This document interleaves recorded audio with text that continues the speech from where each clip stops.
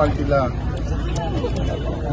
ఏదైతే ఎన్టీపీసీ చేసిన నిర్లక్ష్యమైన కన్స్ట్రక్షన్స్, తప్పుడు కన్స్ట్రక్షన్స్, పర్మిషన్ చక్కగా తీసుకోకుండా మరి ఏదైతే నిర్లక్ష్యంగా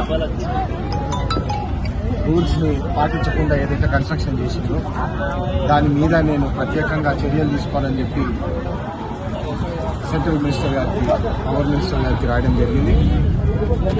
ఎన్టీపీసీ అధికారులు సరిగా రూల్స్ పాటిస్తలేరు, ఈ నిర్లక్ష్యం ఎందుకు వచ్చింది, దీన్ని రూట్ కాజ్ అనాలిసిస్ చేసి దాని మీద చర్యలు తీసుకోవాలని చెప్పి వారికి ఉత్తరం రాయడం జరిగింది. మీరందరూ కూడా చూసినారు. ఇప్పుడు దాని మీద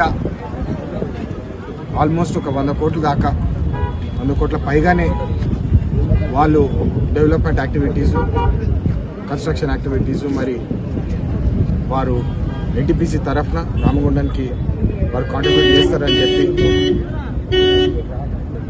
ఎన్టీపీసీ తరఫున రామగుండంకి కాంట్రిబ్యూషన్ చేస్తారని చెప్పి ఇప్పుడే మెసేజ్ వచ్చింది.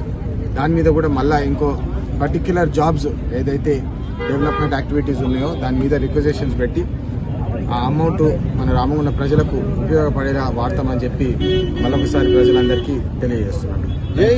జై హింద్.